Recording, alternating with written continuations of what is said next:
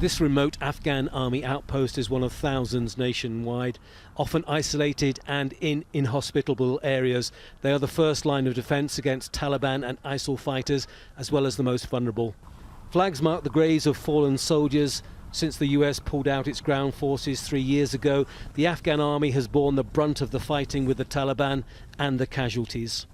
In inflicting ever greater casualties to the Afghan forces. So now the number of casualties are by dozens every day. So people have lost the meaning of body counting. They have become indifferent. Officially, the government says 45,000 members of the security services have been killed since 2015.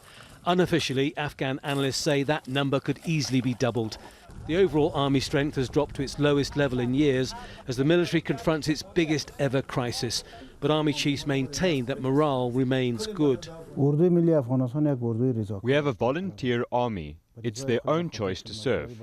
There is no doubt that we suffer lots. Our soldiers are also disabled.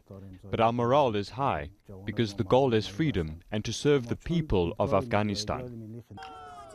In the past few months, the military has lost control of more than 20 areas to Taliban fighters who seem able to strike anywhere. In total, we have lost 21 districts in all over Afghanistan. It is because of the change in tactics on the ground. So we are planning a spring offensive. It will take 2 to 3 months to retake all these districts from the Taliban, but we will reimpose the rule of law. 8,000 recruits every year pass out of this training centre in the capital, Kabul.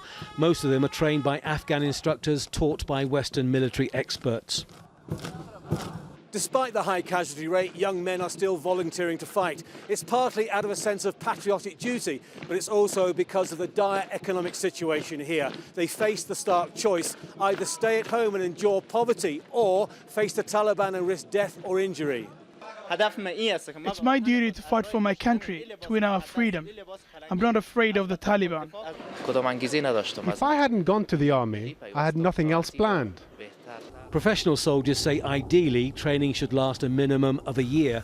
In Afghanistan, it's 3 months. We would like more time, but we make the most of what time we do have, and when they leave here, they are able to fight the Taliban. But the question is, how able are they to fight effectively? Army pay is low, the conditions poor, and since the American ground forces left, backup is limited. Recruits are taught to shoot, but equally importantly, they are taught emergency battlefront first aid, increasingly important because of the shortage of medevac helicopters. Jawad was a bomb disposal expert for 7 years until an explosion blew off both his legs. He's one of a growing number of disabled war veterans discharged from the military.